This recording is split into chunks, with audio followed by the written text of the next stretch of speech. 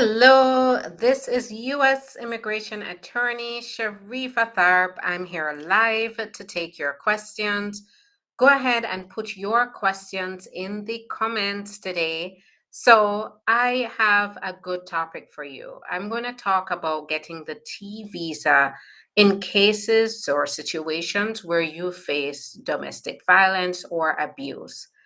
Yes, the T visa is for certain individuals who have been in this type of case. And the reason why it's so important for me to talk about this topic today is because I do a lot of VAWA cases, and VAWA requires individuals to be married when it's a spousal situation, or to be have a parent-child relationship in the case that it's a family member, right? And that's the only way to qualify for VAWA.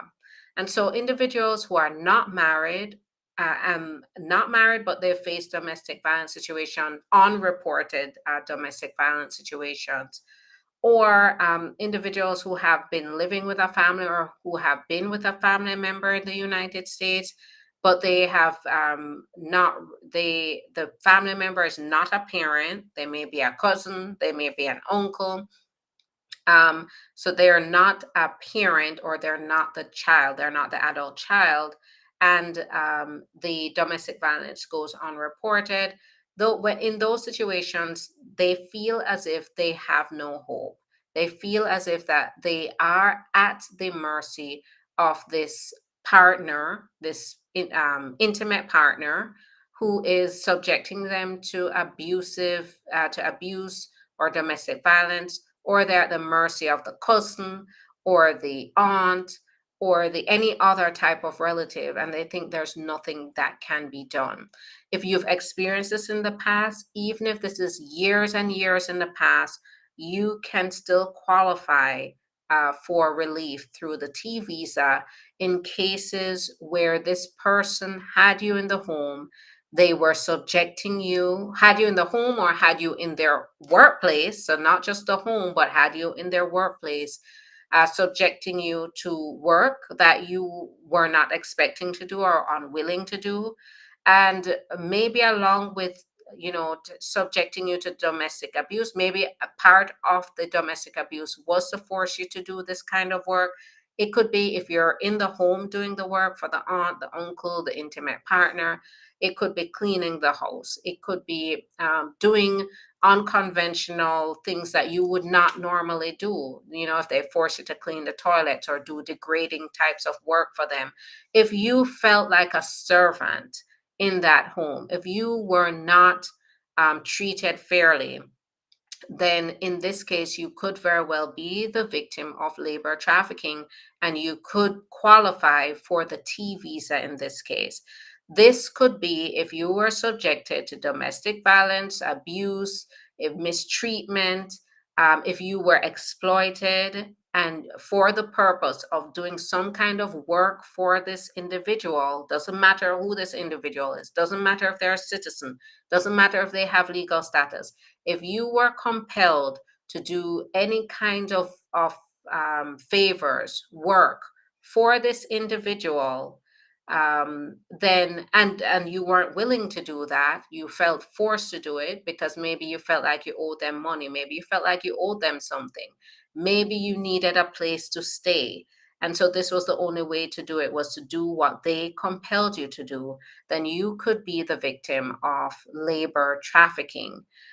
If this is a situation where not only did they force you to do work around the house, but in some cases you were forced into sexual situations that you did not want to be in, that you were not willing to be in, but you felt forced to do it to be able to stay safe, to be able to have a roof over your head, to be able to have food to eat, to be able if it to be not be deported, to not be reported to immigration.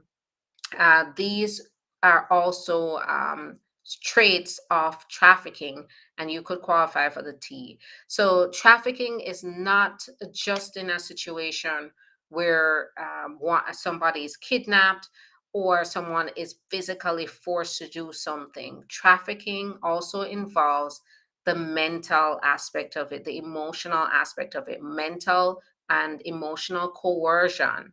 If you felt forced to do certain acts, or if you were compelled to do certain acts for the benefit of the trafficker, then this could very well mean that you could qualify for the T status here. Now, the T status leads to a 4-year work permit, and not only would you qualify, but your children would qualify for this. So, if you were subjected to abuse, mistreatment, domestic violence in a family situation by an individual, by an intimate partner, you have your children who are already also undocumented here, they could qualify. Once you're approved, they would also get T status.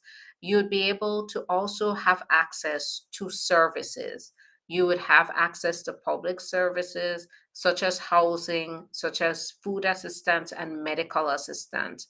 And you would also be able to get your social security number and a path to permanent residence. So it doesn't just stop at the T visa, but it also continues where you can get permanent residence.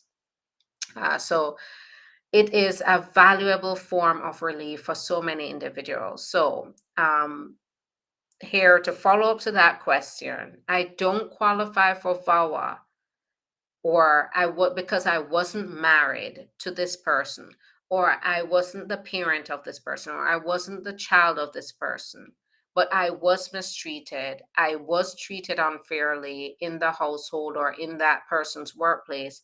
What can I get? And my answer to this is the T visa could very well be your relief here to be able to gain status here in the United States. So go ahead, give me a call and we can talk about this. I usually go through a very detailed analysis regarding your background, regarding what you went through in that consultation. And then it is there that we determine whether you qualify and we get started right away. Now that I've said my piece, right? So my what I want you to take away from here is if you have been the victim of domestic violence or abuse by anybody, not just by a spouse, not just by a spouse, not just by a parent or an adult child, but by anybody, then go ahead, give me a call and we can talk about what your situation is. The T status often presents an option where you have no other options, right? Where you're here in the United States, you may feel as if you have no hope when indeed what you have gone through could also qualify you for relief. Nobody wants to go through this kind of situation. It leads to trauma. It leads to a lot of uncertainty and insecurity here in the United States. But if you were or are in a situation like this, just know that this form of relief is available. I want to talk about some other examples that could lead you to get the T status. So, for example, if you have an intimate partner who brought you here, maybe they promised marriage, maybe they promised something that could lead to marriage, and you got here and you found out that they really didn't have those plans for you, or they have not pursued any of those plans to help you to gain status here. Instead, they've kept you in the house, they've restricted your movements, they're jealous, they've abused you, they've forced you to take care of their kids, or they look at you as a servant. Your job is to serve them, clean the house, get them whatever they want. Then you could very well qualify for this because they did not. The purpose of this was they didn't bring you here to love and respect you and spend their life with you. They brought you here to be their servant. And so if that is what you're experiencing or you have experienced in the past, this could be very long ago, give me a call.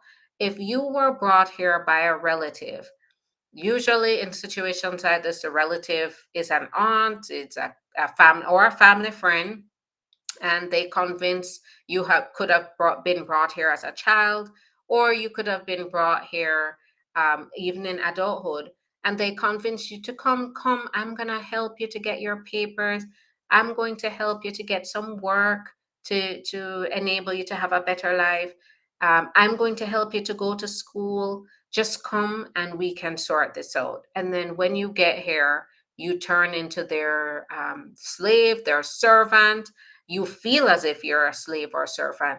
And along with that, usually comes some sort of restrictions against your will or mistreatment, unfair treatment, exploitation.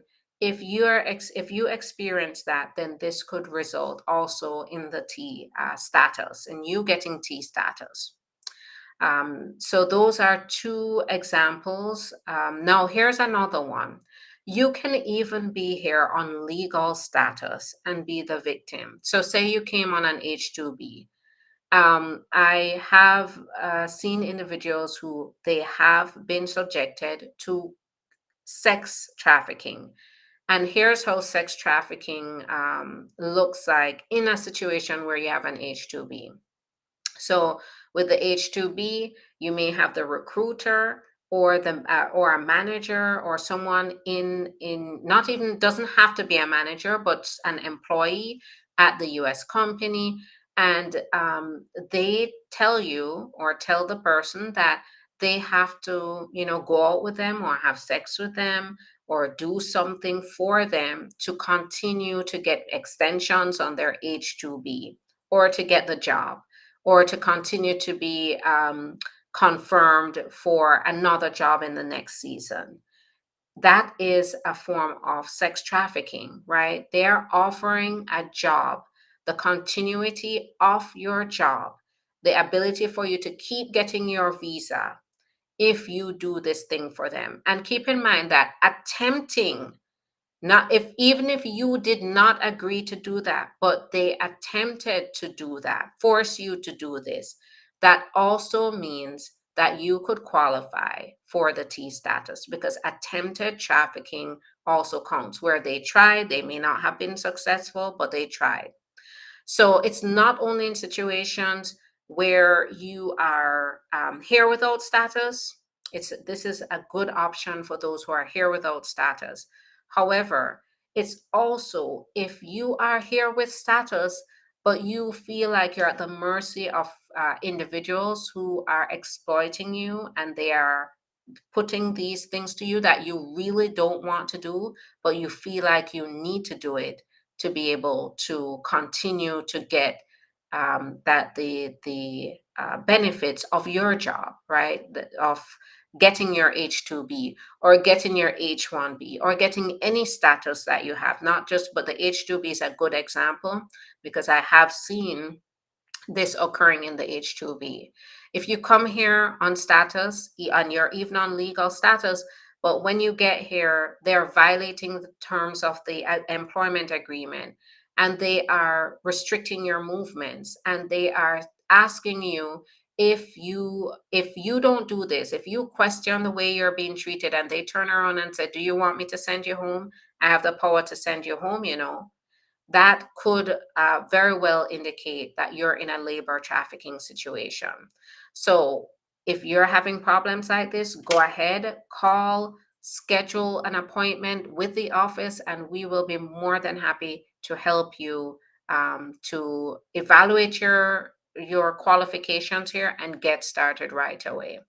Because keep in mind that labor trafficking, sex trafficking, it's not the what it's not always what is represented in the media. Physical force is just one aspect of trafficking, but you have other types of trafficking where they use a pattern of behavior against you. They use coercion. Coercion is like an indirect or a direct threat of harm to you. Not only harm, not necessarily harm as in physical harm, could be non-physical harm. Could be you're going to get deported, or it could be that they're going to sully up your reputation. Maybe They may have even said, if you leave this job, we're going to make sure you can't find a job anywhere else, right? So it could be damage to your reputation, it could be threats to your family. So not just physical force, but trafficking, the behavior used to compel you to do the work that you really normally wouldn't do, but you feel like you need to do, also includes coercive behaviors against you, which means non-physical and physical threats of harm, harm to your reputation, harm to your family, harm to even your immigration status. So I've said my piece. I am going to go ahead and answer your questions. I look forward to speaking with you. I know that there are individuals who are going through this right now because I represent individuals currently who have gone through it. So I know it's a real thing. And if you can relate to anything I'm saying, go ahead and give us a call, schedule an appointment, and we can get straight to work um, to to get that T status. All right, so I'm going to scroll through to answer questions. Go ahead, put those questions. Your questions don't have to be related to just the T status that I just talked about, but it can be anything that's immigration related. So put those questions in the comments and I will answer your question.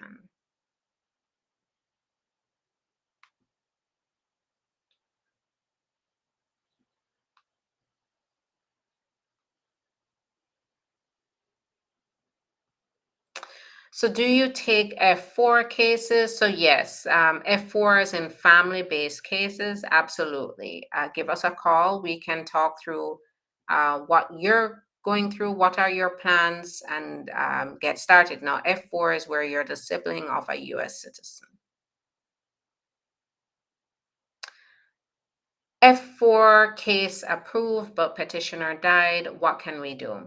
So there's what's called humanitarian reinstatement, but it's going to depend on a number of factors, and that's where we need to talk to you. It's really decided on a case by case basis, and you do have to request humanitarian reinstatement at the USCIS level. There usually has to be a substitute person sponsor, not a sponsor who can take financial responsibility for you in order to go forward with this. And if they decide to approve you, then at that point, you would then be able to still go on to get permanent residence. So we'd have to evaluate where were you at the point, what was, because usually the petition has to be approved before the death of the petitioner. So where was your petitioner? Where were you in the case? Where are you now? Are you in the US or are you in the outside of the United States? What's your current status and so forth? I did my VAWA green card interview since January 10th that said your case must be reviewed. How long you think it will take? Can I still travel with my advance parole?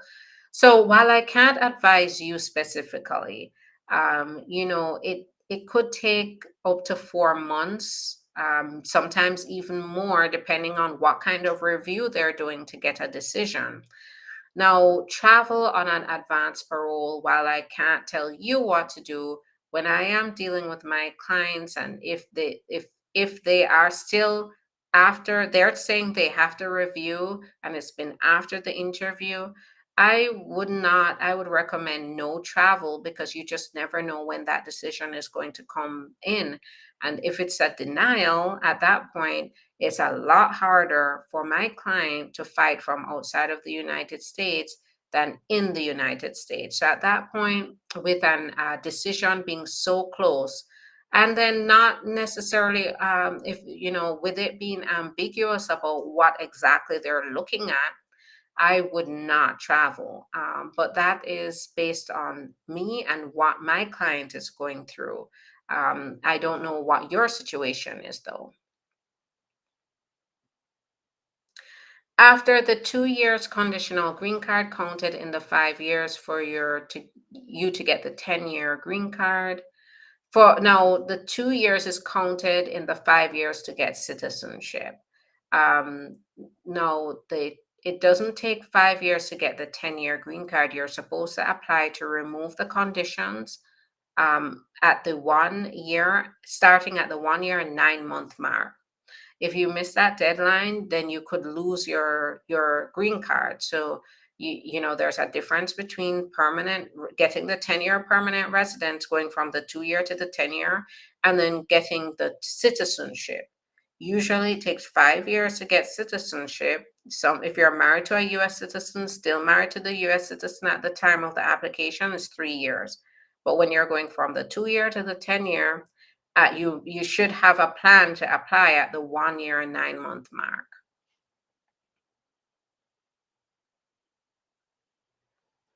What happened if your T visa has been denied?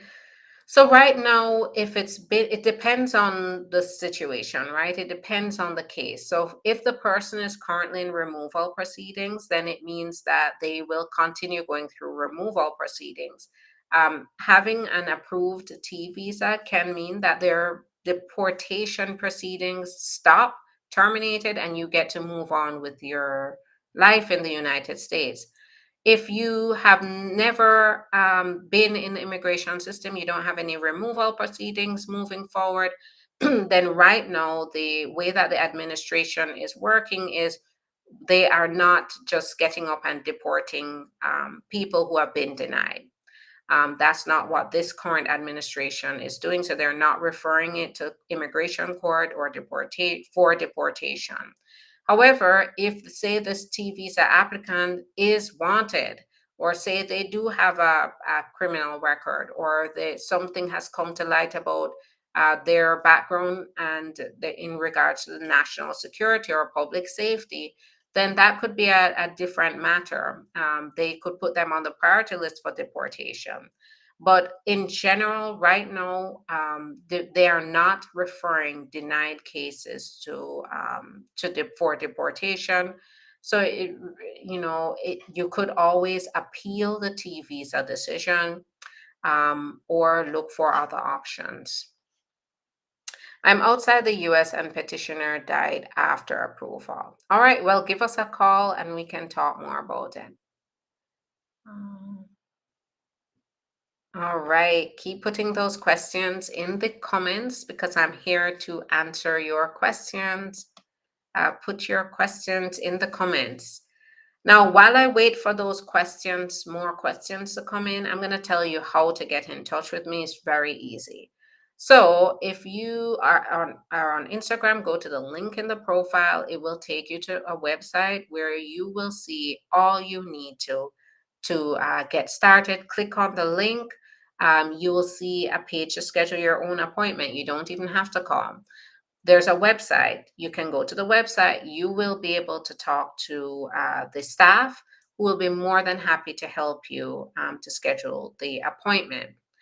The phone number is on the website. So if you go to the link in the profile, go to the website, you'll see everything you need to get in touch with me. Multiple ways. You'll see the contact form. You'll see online chat. You'll see the link to schedule your own appointment. So it's all there in the link in the profile.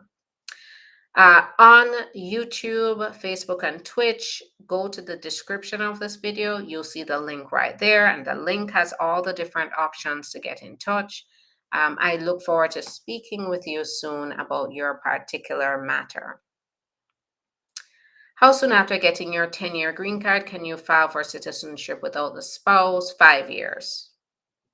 Now, keep in mind though, if it's VAWA, it's 3 years. VAWA, if you have a US citizen spouse who mistreated you, you now got the 10-year green card through VAWA, then it's going to be 3 years from the time that you got the green card. Then you can go for citizenship. Can file for my boyfriend with my green card? No. So you need to be married. You need to be married to file. And with a green card, you can't file for a fiance either. How long does I-130 take to approve through consular processing? So right now I'm seeing an average of 9 months to 10 months. 9 months to 12 months. So 9 months to 12 months.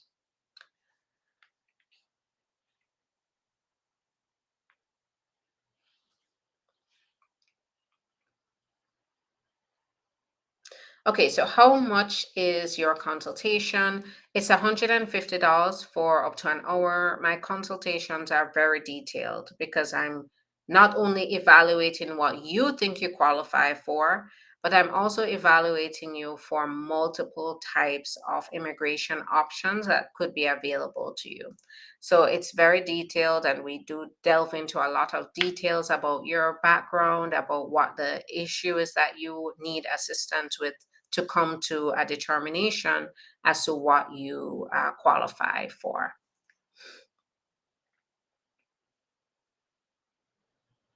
So my boyfriend is here. Can I marry and file for him with my green card? No, this is where the consultation is very important, right?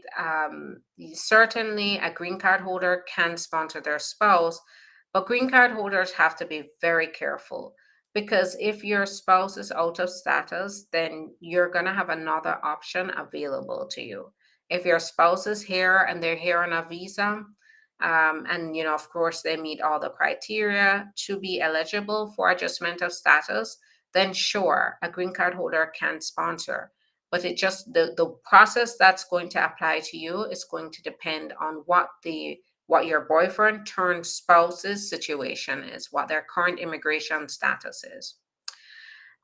Is getting a work permit mandatory when filing for VAWA and adjustment of status together if I also file for a work permit? So now what I say is I apply for it anyway.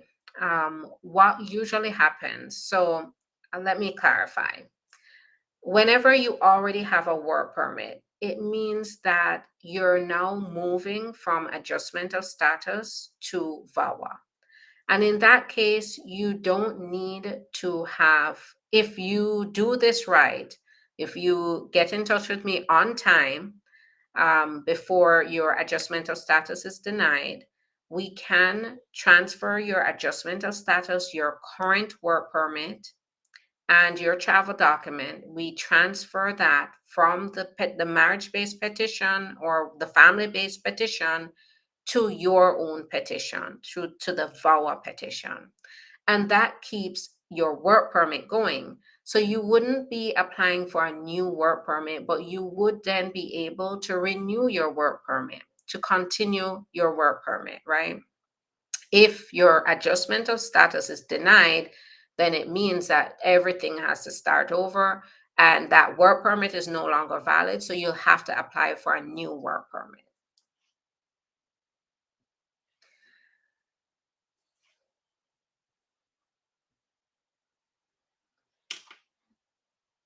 All right. So that's going to be it for me today. Thanks so much, everyone, for your time. Go to the link in the profile, go to the link in the description of the video, and you'll see everything you need to get in touch.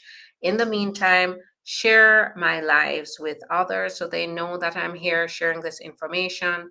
Like, subscribe on YouTube, on Facebook, follow, and share the live so others know about this information.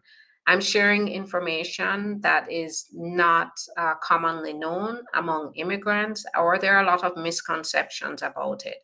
And so by sharing this, you're also helping your fellow immigrants to see information that could potentially empower them in their immigration journey. So I thank you for your time. Thanks for listening. Thanks for your questions. And I look forward to helping you should you get in touch with us as soon as possible so we can get started. All right. Have a good day. Bye bye.